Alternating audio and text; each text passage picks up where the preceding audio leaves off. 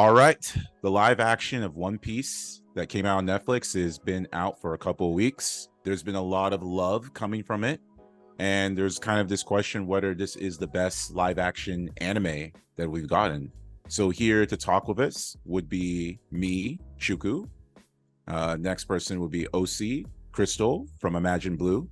So we're going to talk about One Piece, whether they did a really good job with this adaptation, what are some weaknesses, or whether people are overhyping this. So we're going to discuss. So I guess let's start us in. What's our impression so far with the One Piece live action adaptation? I enjoyed it a lot. I was like thoroughly entertained the whole time that I was watching it. So much so that it got me considering, like, why did I ever stop watching the anime?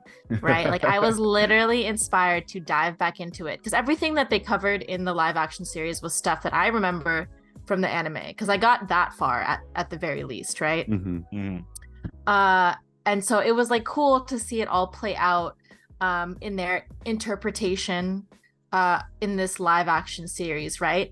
And it was like very faithful to the anime from what I remember. Like there was only like, whatever differences there were, it was like more like minute stuff, right? Like it was very faithful to the anime. And yeah, I enjoyed it. I think if there's ever like a live action remake that inspires people to like kind of consume more media from like the same from the story, I think that it did its job. So for me, I was satisfied and I was entertained. Yeah, like this is one of those things that when we heard about them doing a live action One Piece, Oh yeah, I don't know, I was like, who decided that this was the project that they were going to try to do live action One Piece with? Like, and this was like right after Cowboy Bebop. And honestly, Cowboy Bebop as an anime is ripe for a faithful adaptation that would have been like really good as far as live action. But we saw what we got with that. It was pretty disappointing. So then hearing about this, like One Piece is it's a fantasy source material. It's so crazy and absurdist in its content. So it's so weird to like that this is the next thing that Netflix is going to try to adapt into live action. But low-key, like they did such a good job. I was thoroughly surprised. I was enjoying it like every bit of the way. And I think that one of the main reasons why it worked so well was because the characters were done very, very well. Luffy, the actor that played, the actors all did a wonderful job. Luffy was perfect. Zoro was perfect. Nami was perfect. Even Usopp okay, was I have a perfect. different opinion about Nami, but all right. Okay, for sure. But in my estimation, like they all did and Sanji, of course, they all did such a great job portraying their characters.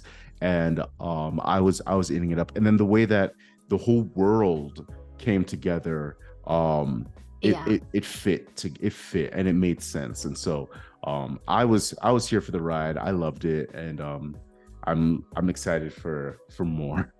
Yeah, let's get into it. I feel like you already kind of like dived into it. I wholeheartedly agree with the strength of this show, besides like the budget and like the visuals that were like super appealing, was like they just like hit the nail on the head with the casting. And yes, I think Nami too, and I can't wait to hear what you're gonna say about her, Chuku. But I think everyone was pretty well casted. I think there was a lot of chemistry there between all of the characters. Like it was believable. Everyone was on screen together, and I just like actually gave a shit about everybody. And that's like not something you can say about every show, and really that's like the most important thing. Like I liked them enough to want to see what came next, like every episode. And that's all you can ask for, right? It's like, I don't know, I just really appreciated that. And it's like a bunch of like no name people, truly. Like these aren't like household names.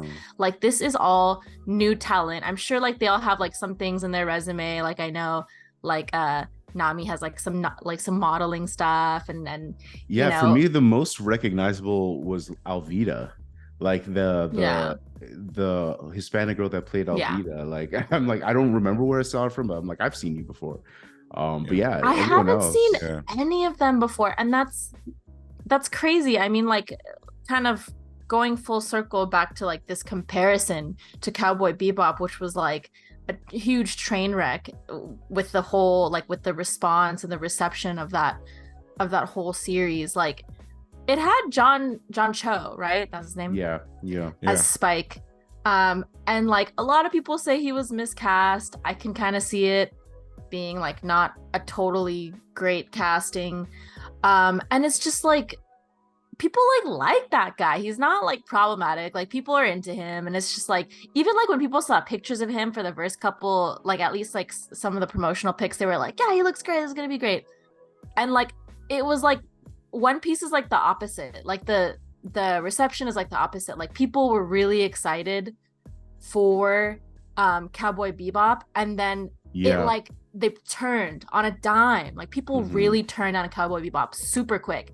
Whereas for One Piece, I don't think anyone was like was Nobody excited, was or looking maybe forward to no one this. was looking forward to it, or maybe there were some people that didn't want to admit they were looking forward to it. But like even before like everyone jumped in and watched it, like there were just like murmurings of it being like, wait, like Netflix is like, this is not another throwaway show. Like they're actually like putting like real hard work into it, and they want it to be a success. Like this is the real deal. And that was like the first positive thing I heard about it. And Mm. then there was just like actual like word of mouth from people saying like really good stuff about it. And I was like, okay, I got to see what this is all about.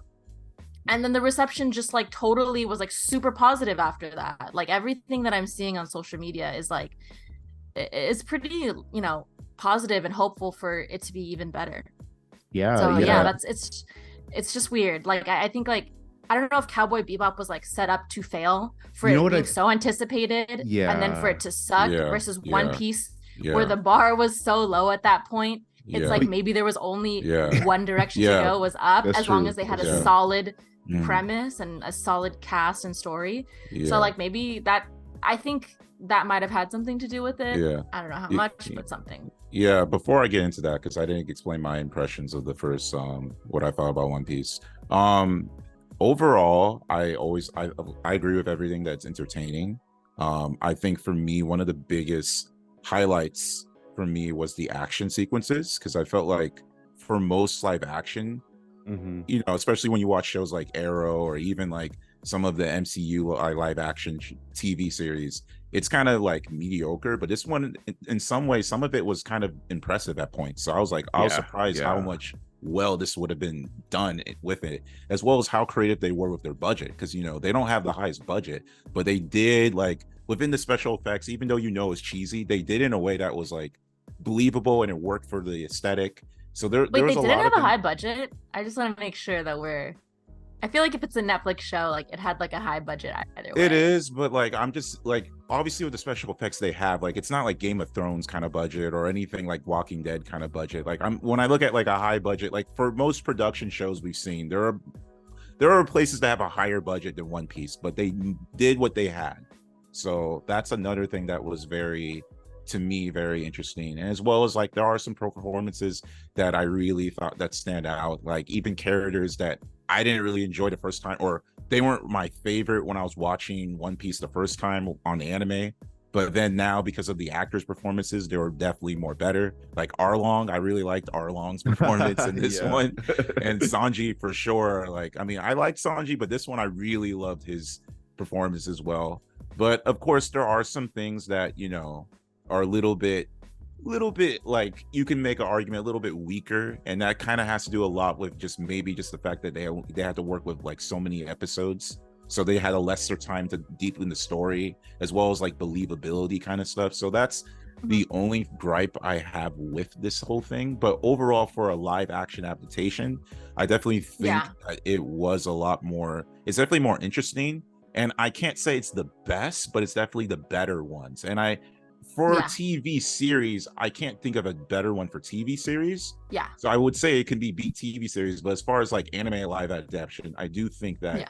it is it's definitely in the top for sure, like top 3 or even top 2 if you really are debating given what it's given. And it's interesting because apparently the Yeah. same company that produced this also produced the Cowboy Bebop. So I wonder if there's sort of a You mean like Netflix? no, I'm not talking about Netflix. I'm talking about the studio, because they're like there's an Mm. anime studio that, or the studio company that produced this was the same people who did the Cowboy Bebop.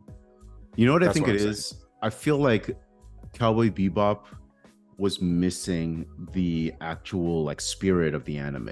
I think it's the Um, tone, because it's exactly like that when the you think about tone. the tone of Cowboy Bebop, because going back to One Piece is very goofy, it's very Yep. loony, it's very, you know, It It's is. It's absurd. out campy, there. and they leaned into it. They lean Yeah. into it versus Cowboy Bebop isn't. And the way it was Cowboy presented, it was Bebop is meant presented. to be like a detective noir Yeah. It's type, film like noir, whereas it was like kind jazz of club camp. type thing. Yeah, Yeah. exactly. Well, I don't And know why they so did that. it You guys are feels right. like, yeah, it felt weird watching it. Like they were I making a joke out yeah. of something that was like kind of supposed to be a Yeah. little bit more serious. But I think their reasoning behind it was they wanted to make it look like the anime.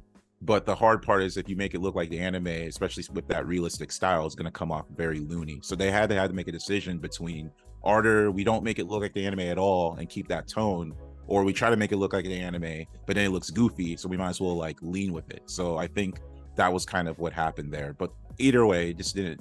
It would have been better to just come with a different tone and that concept instead of trying to make it look like the anime. But you know, you live and learn, I guess, when it comes to that. But going to One Piece, it's just, yeah, there's this I guess since we were talking accurate too, I did a cursory like Google of this because I was like 100. I was like really sure that One Piece had a huge budget, and yeah, it's true. So for context, Game of Thrones, for the first season, it was like around like 10 million per episode, right? And then by the final season, it was 15 million per episode. One Piece allegedly sits at a little over 17 million per episode. Okay, never mind. Dang. It has a huge budget. Like it is actually unprecedented from what I remember hearing when I first heard about this anime. That's when I was like, oh no, it had like a huge budget. Okay. So anything that looked like wonky in your opinion from like it looking low budget, I guess that was intentional, but maybe it still works because it's like you said, like One Piece is still like they kept it camp and they leaned in, and you know what? I'm fine with it. I'm curious now how much of the production was like on sound stages versus done in it with like practical Post. Yeah, like Practical Yeah, versus stuff like post that. CGI stuff. I think CGI. this is interesting because one thing that was different about this series comparing to the anime or even the manga is how many shots were taken at night. Because there was a lot of times where I just feel like, wow, we're getting a lot of night shots. And if you look at One Piece, it's always like daytime. It's like you're just like, do they ever go to sleep? Like it's like they could be fighting for like, I don't know, like 10 episodes. And it's like the same times, like That's that true. same 2 p.m. And the golden hour nighttime thing. does help the So CGI. I'm just curious with this one, and I was just thinking to myself, like, yeah, there's a lot of like night, like the fight with Usopp and that Butler, that was like a night shot. Mhm. Some of the fights with Shanji was a night shot. The thing that was going on with Arlong, that was a night shot. So I'm just curious. I wonder, going to your production thing, how much. I do think that there were a lot of it was like that, you know, practical stuff, because they were shooting a lot of night shots, as opposed if it was completely blue screen, it would have been more like day. I wonder why they did that, because I feel like it would take more of an effort to make a really nice and like really good exposure type night shot. So I feel like that would have like just made things like way more expensive, where if they wanted to be really I think accurate, actually things in the daytime. Having it at night helps hide some of the CGI, from my understanding. So they don't have to like be as accurate with the CGI. But that's interesting. Yeah. But it's like there's some stuff. Okay, so it's really well produced. Like you can tell, like you said, there's like practical sets, like they've like huge built set pieces. Like the Going Merry the ship, was the Going Merry is practical, right? Because you see like practical. Luffy sitting on it. But it's like there's stuff that's like very like cartoony and camp. Like their clothes are all like look very new, like nothing has any wear from in the costumes, right? And like that's a very intentional choice. Like everyone looks very like clean for a pirate, except for maybe like Buggy. And it's like that's a choice, right? Like I don't like I feel like sometimes like that is something that took me out of it. Like I know it's like an anime and I know they're leaning into the absurd and the like the cartoony parts, but it's like I feel like some of the stuff should have like wear on it. I feel like they should look kind of dirty. But I don't That's know. one Like of the even like the things. weapons like were super Yeah. Sure. clean, like the Wado Ichimonji, like all their weapons like very nice Mhm. and new and shiny, and it's That's like sure. that's fine. That's Like maybe that was intentional, but yeah. sometimes I wish like maybe it would have been like a little more leaning into the having some wear, having some dirt on it, so like they didn't look so pristine all the time. So that was Yeah. one baby gripe. Also, I know there's like other people, at least online, saying that like some people have a problem with how much lore they covered in this first season alone. I thought it was fine. I think the pacing was really tight, so I didn't really have a huge issue with it. But I think maybe some people are saying that it's a little bloated. What do you guys think? They think it was too Okay. much. They thought it was too Yeah, much. I think that's what I've seen. Do you agree or no? This is tough because I'm sort of on the opposite. I feel like there was a little, like, I feel like it would have been better if we had at least like up to 10 episodes. But Yeah. I guess some people, there's a other side of it where it wouldn't have, for people who don't know One Piece, it probably would have alienated them if it was like 10, like if it was 10 episodes versus being eight. I But think for me, that plays into the complaint. Like, but in the 8 episodes, did it feel like they like covered too much, or do you think if there was 2 more episodes, you would include even more lore? for We would me, have to include more.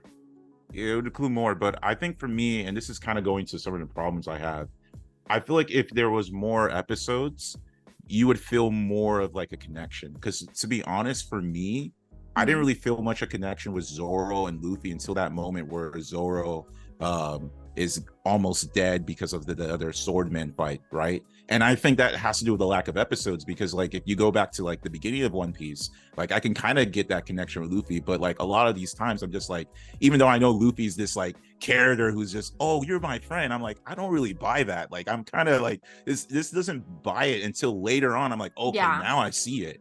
And and kind of same thing with yeah. the group. Like I didn't really feel like they became a group until the end. Like there's a lot of times I with think that was the point. I think. I Well, get I get yeah. that, but I I feel just I like don't know.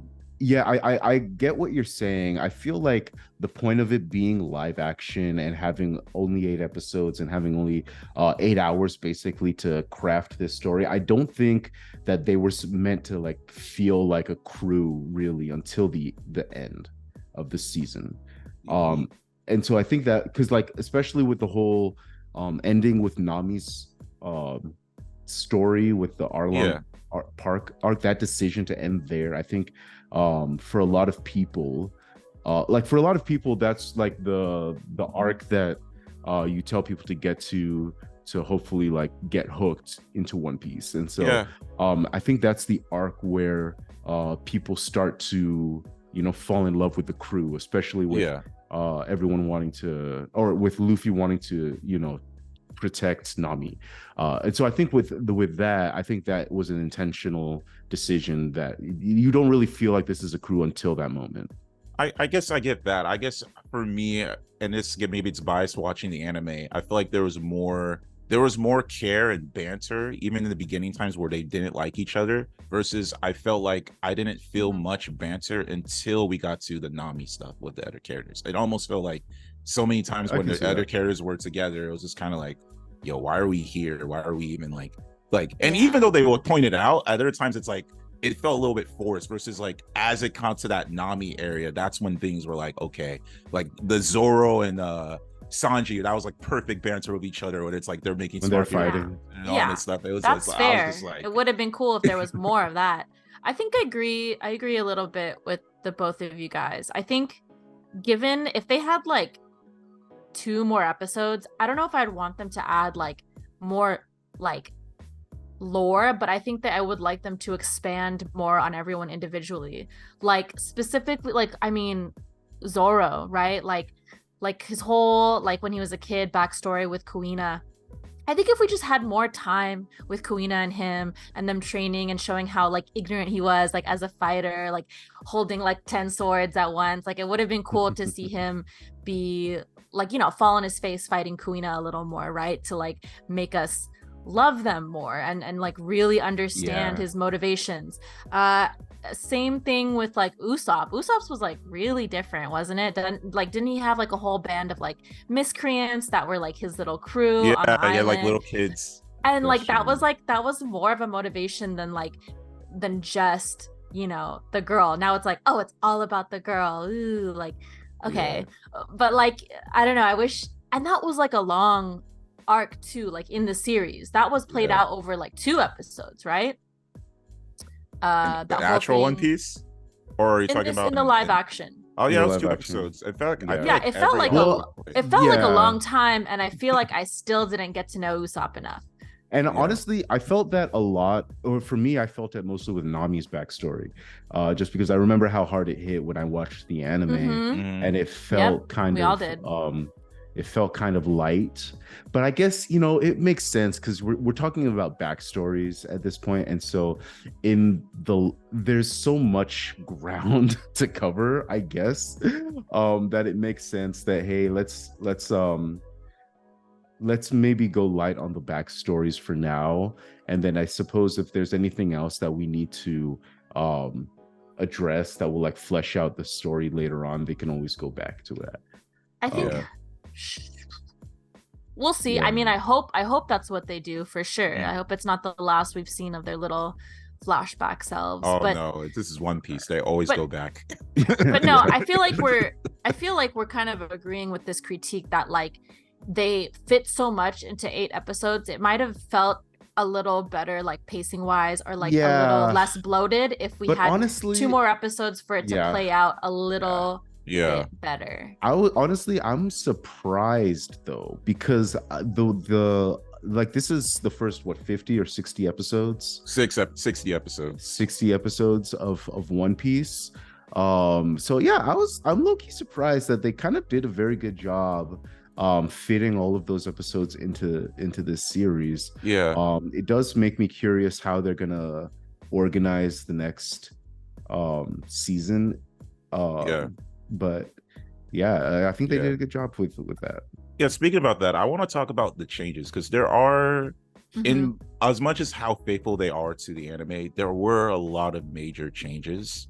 A lot of it obviously was to make the story tighter, but a big one for me that stood out was Sanji, because like Sanji, I remember that whole, not just that he fights Zoro tried to fight the guy with the sword, but there was another guy that they're supposed to fight, and Sanji comes out. But they kind of just took that fight out. The bullet guy. He was in there for 2 seconds. They showed him, and then he got like wrecked. He's gone out. So like, how do you feel about changes like that, where it's like a lot of those fights, the reason why it's so significant, it was like those moments where characters actually got their arc and they realized, for example, okay, this is why Luffy means something to me, right? And then now, not to say that they didn't really get that, because like even with Sanji, there was sort of a moment where you realize, okay, Luffy, he's this kind of person, maybe I want to follow him. Now it's not going through it in a fighting emotional journey. Now it's like kind of this little, okay, this guy, I can see his point of view. So how do you feel about those kind of changes to the series? Like, I think it makes, part of me understands that like, hey, we don't necessarily have to include every single fight. Like we don't necessarily have to include, especially when we're talking about adapting an anime with 1,000 episodes. Like we don't necessarily have to include every fight. There was a scene, or not a scene, but there was a whole thing with the Arlong Park with the octopus guy who has 6 sword style, and and Zoro having to deal with that. And I'm at the part in One Piece right now in like the end of the 300s where that character actually comes back. So watching that while also watching the live action and be like, hey, they didn't even include that character in the Hachin. He was like the octopus guy in Arlong's crew. They didn't even include that guy in the live action. So I'm curious how they're gonna backwards include that kind of story. But there's so many questions, that there's so many things like left on the table that like are unclear after this first season, because who knows, like in the spirit, and like this show kind of reminds me of like CW shows in a good way, like the good things about CW shows. All right. Yes. So it's like something about this makes me curious. It's like, are they gonna end it on like a Smallville type note where it's like they end it like right before, you know, like something big, something huge happens in One Piece? Because it's like, yeah, there is like big stuff that maybe they won't be able to cover really, and like they're gonna have to make like the hard decisions on like what those things are, like what they're leaving out, what they're including. And so it's like, I'm just very curious about what Endgame is, because it's like I'm thinking of all the successful Netflix original shows, and it's like there isn't really one that I've stuck with besides like Stranger Things, and that one hasn't even ended. And they can do whatever they want because it's really up to the Duffer Brothers, right? So it's like I don't know. There's just lots of questions, you know, following like watching it. Yeah, I don't know if this is gonna end, but Is it gonna ever end? They're gonna have 600 episodes, just like the anime. I don't. No, yeah, that's not. They're possible. not. So it's like whatever. I really don't know what Endgame is. That's just like thinking about it. We're gonna have to drop storylines here and there when you're talking about the live action versus the anime. Yeah. And if you want a more fuller experience of the show, you have to pick up the anime. But yeah, like it's gonna be interesting to see what they keep and what they drop. I think that they're gonna for sure have like the most important stuff. The next season will start off with like Baratier and that the island with the fighting giants. Like honestly, outside of mentioning that there are giants, I don't know how important that whole like arc is going to be for them. And admittedly, I'm only at like episode 390 something, so it might be more and more important like way down the line. But you know, that's the type of thing where it's like, maybe we can do that whole thing and wrap it up in one episode, and then you know move on to like the whale after that, and like entering the actual Grand Line, and see what happens after that. But yeah, they're for sure gonna have to like drop off some storylines or like be light in some areas and focus more on other parts. Yeah, I was gonna say another thing with changes, because there are, as much as they've had some drastic changes, I think one positive change for me that I enjoyed watching this, and it kind of gave a more like a retelling or a way of looking at it, was I kind of did like the fight with Sanji and that butler, and how they did it more like they had like a horror aesthetic with it, where it's like, you know, they're like in the mansion and he's trying to kind of cut them and all that kind of stuff. And what I like about it is that one thing that really stands out for this TV series is that it's very stylized. It's very, you know, it has really interesting cinematography. It has very it really plays off of that aesthetic. And to me, even though it's not the same as the original fight, and there could be like choreo-wise, the original fight may have been better, the fact that they played it into that horror, okay, you know, it's nighttime, we're gonna have like a more horror aesthetic for it. It to me was a really cool way to experience it. So that's another change that, you know, I kind of dig that they led into. That was like one of my favorite fights from the anime too. I just like love that guy because the very little like telling like way he would like fix his glasses. And I was like, when I saw that for the first time, I was like, but yeah, I don't know. It's great. I agree. Like there's like some stuff that they were able to do that maybe you couldn't do in the anime, like fun transitions, lots of like cool camera tricks and like, you know, dolly zooms, this that, crazy angles, and that's stuff that they could play with and get creative with, and they did. And like that was nice to see, because that means that people like cared about this show and they wanted to put an effort in to like make something that was a feast for the eyes, really. And yeah, I think, you know, as you know, for all the shortcomings that it had like just as many triumphs. And I feel like it did what it set out to do, is like just get people to like the Straw Hats and be interested in like One Piece, because, you know, Netflix has all the movies and all like a bunch of episodes on it now. So like it's just like kind of like one big ad for people to like get into One Piece, like, you know. But like taking my corporate hat off, like it's cool to see that people are like interested in One Piece. Like some people are like returning to it, some people are interested in getting into it for the first time, and it's nice to see. One Piece definitely it definitely is a unique thing. Hopefully there are some improvements. I know for me, I wasn't too big of a fan of Nami's performance. Not to say it was like super like polarizing, but I definitely, with her and Zoro, I definitely think they were the weaker ones of the crew for me.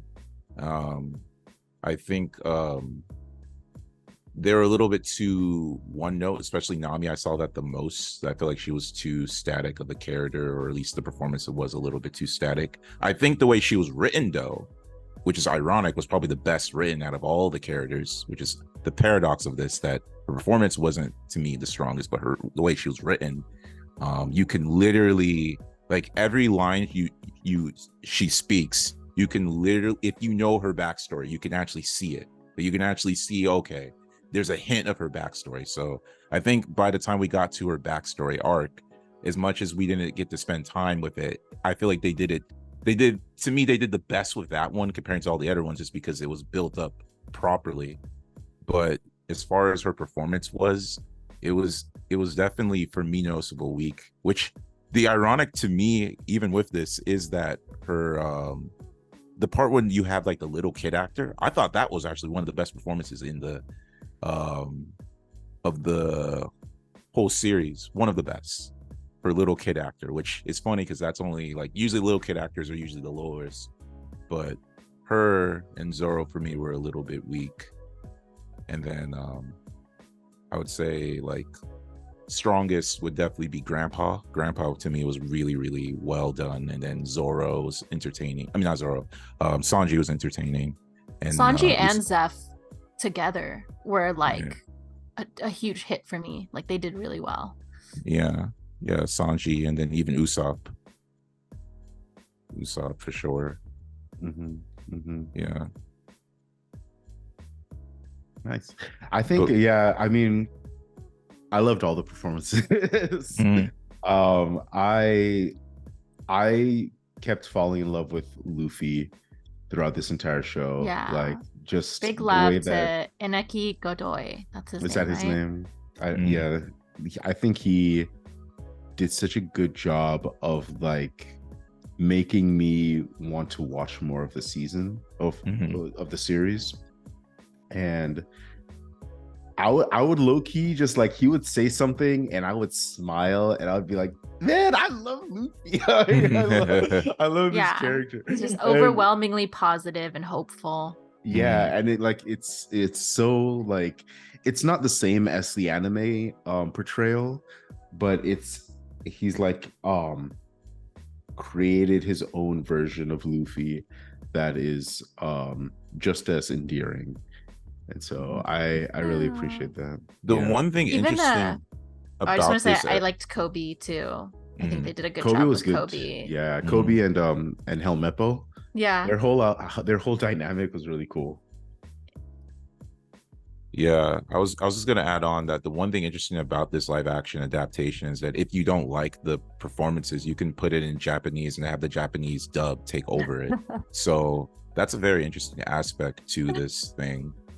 Sure. But yeah, I mean, that goes into a whole other separate conversation about dub versus sub. But it'd be interesting because it's actual Japanese dub, so right. you're actually getting the Japanese actors. I'm never convinced by people who say that the dub or the sub is better because the Japanese voice actors are better. I'm not convinced by that argument. That's just me. Yeah, it's just like I said, it's just an option for people who don't like. If that's your vibe, then yeah, go for it. Yeah, exactly. But it's not like, I mean, canonically, it's not like every character is Japanese also, right? Like, isn't it like everyone is like literally a different ethnicity in One Piece, like, canonically? Also, they're like a different planet. So yeah.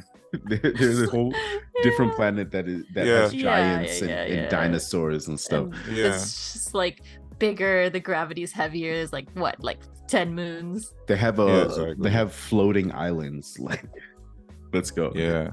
Well, that's why everyone is so strong, right? Because the gravity is like so heavy on them. So that's why they can like take all these huge hits. Sure. Yeah. Yeah. Exactly. Yeah. But I guess what I mentioned earlier about is the future for like live action anime adaptations? Like, Yeah. do you think this really helps a lot? Like, for example, Well, Avatar. Do you think there's one hope of for something like that? one of the things that we haven't really mentioned yet is the fact that Oda was so hands-on with this project. And from what I understand, so much of the details about some of about like just what was on screen went through Oda. So there was essentially a check for does this match the spirit, the tone, the aesthetic of the actual anime, of the actual source material. And I think that's definitely something that has been missing in past live action adaptations. Talking about Avatar, like clearly with the adaptation that nobody mentions, there was absolutely no check on any aspect of that film as far as like, does this match the tone or the feel of the original show. And so and then you know, with the whole news with the Netflix adaptation of Avatar, we know that the original creators were initially included, but they are now not included. They walked off. And then honestly, at first I wasn't too worried. I'm gonna be honest. At first I wasn't too worried because I'm like, okay, if you have talented writers who know what they're doing, they can probably take the story, make it their own a little bit, and like do a good job if they know what they're doing.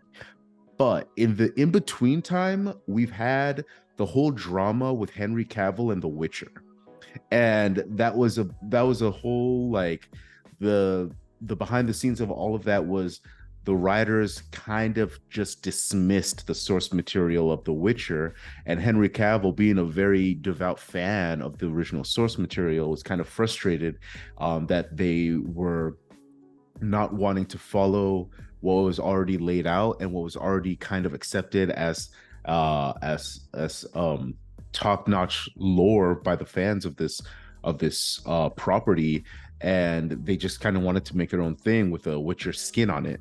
And so that was part of the reason that Henry Cavill left. So and that's Netflix as well. So we have this thing with Avatar where we have the news of the original creators initially being involved and now they're not involved. I don't know. It is concerning. I don't want to see a repeat of The Witcher, or even worse, of the Shyamalan debacle. I don't want to see a remake of all of those things. But I don't know. It's going to be interesting if this is going to be another example of Hollywood having to learn its lesson with adapting a well-loved source material in a way that is not true to the original source material. Yeah, and like the Avatar fans are like rabid. It, like, for good reason, because it's like we've been burned before, right? There is, like you said, the adaptation that must not be named. But like, so that they have to know that the stakes are so high for that one, right? Yeah. Like, I would hate for them to like not know the gravity of like what they're dealing with, because you're right. Like, the only way for it to be like a success is if they capture the spirit of it, like One Piece did, which is like, you know, we didn't see that in Cowboy Bebop, and you know, who's to say if we're gonna see that in an Avatar? But I don't know. We shall see, I guess. If it sucks, we can, I guess, point to the fact that the creators walked off, right? Because like you said, Oda being so involved, and for him, you know, him being so vocal about what he wants. Like, I know he was saying stuff like, oh, like, I don't want any romance like in the series. Like, we don't that's just not a thing. Like, and them respecting that, right? When they could have, you know, done their own thing, and like, I don't know, like him having that say, I think, made a world of difference. Usopp did end up kissing that girl, though. Yeah, that was a change. Yeah, but he said no between like the crew members or anything like that. Yeah, all right, for sure. Right, outside of like Sanji being Sanji, and you know, he's like, he made a really big deal about that, and so like they're not gonna go back on him on that, you know. Hopefully. So yeah, and it's like things like that. It's like I appreciated that, right? And I sure like lots of fans appreciate that. And like, you know, having the creator there just kind of making sure everything is accurate and in the spirit of their, you know, original work. That's kind of like priceless. And for, you know, like you said, like hearing that the creators of Avatar walked off, like it's a little concerning. Yeah. I was also Yeah. laughing when we were talking about Henry Cavill because it's like, I don't know if you can say like Henry Cavill is on the Netflix roster, but like imagine if he had like a cameo in like One Piece or something and he was like some ridiculous dude. Like that'd be so sick. Yo, what if Henry Cavill was Smoker? He was Smoker. That would be Oh, so I don't think cool. it is because like obviously it seems like they casted the dude, but it would be sick Yeah. if the reveal it was like fucking Henry Cavill. I mean, there was no face reveal, so they could literally do whatever they want. Yeah. Yeah. Use AI Henry Cavill. Yeah. Just So as kidding. far as season 2 goes, they finish writing it and they're ready to go. It's just the writer strike. So they're trying to respect the actors and the writers. So that's why they're not on process with it. So that's what's going on with them with that. But they're on the go for season 2 for sure. But for the most part, yeah, this is definitely something to learn. I think you did bring up a point about the creator. Hopefully with, like, for example, Yu Hakusho, they bring the creator there, or any Are they future doing a live action. action Yu Yu Hakusho? Yeah, that was going to be going on. That's supposed to be for Netflix at some point. What? Oh my god. That could work. Now I have to rewatch Yu Yu Hakusho. That's definitely going to be such a burden, right? But But yeah, so hopefully they take those lessons. And you know, for me, this has definitely got me more optimistic about live action anime, because you know, now we see that there is a possibility of it could work. But we also have to remember this is One Piece. You know, the One Piece has a different way it works. There's a certain aesthetic. So Yeah, there's I think we also just- that aspect. Yeah, I feel like One Piece fans are more open to that stuff because like One Piece in itself is like you said, absurd, right? So, you know, they're like, oh, okay, let's check this out. You know, there's other stuff that might need even more like of a faithful adaptation, and like, I don't know, like it. We'll see, because Yeah. I feel like these are all like properties that have built-in fan bases, and each fan base is like a little different. You know, who knows like if that is gonna affect like the reception also. Yeah, Yeah, definitely. yeah. I think the most important thing is just maintaining the spirit of the original story. Because if it doesn't feel like what we already are familiar with, then that's you've already kind of lost a little bit on that front. Like it's so weird to make a show called Cowboy Bebop that doesn't feel at all like Cowboy Bebop and expect the fans of the original Cowboy Bebop to jump on board, where it's like this doesn't feel like what I fell in love with. So yeah, hopefully my hope is that they learn the right lessons from the success of One Piece.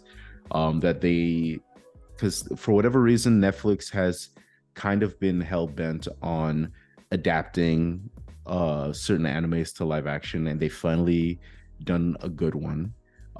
So we'll see if they can figure out what worked and run with what worked, or if we're gonna get another Death Note. We'll see. I mean, Netflix has so much money. They're just, I know they're just going to keep doing what they do and keep throwing stuff against a wall, and whatever sticks, sticks. And whatever doesn't, they cut off. Yeah, we'll see. We'll see. Yeah, we'll see. Yeah, but I guess, is there any more final thoughts, or? I think I said everything I wanted to say, but yeah, same. I'm just excited to see more because I was impressed with what I saw. Agreed. Same. All right, definitely let us know what your thoughts on the One Piece show, if you watched it or how you felt about it, and I will talk to you guys in the comments down below. Peace.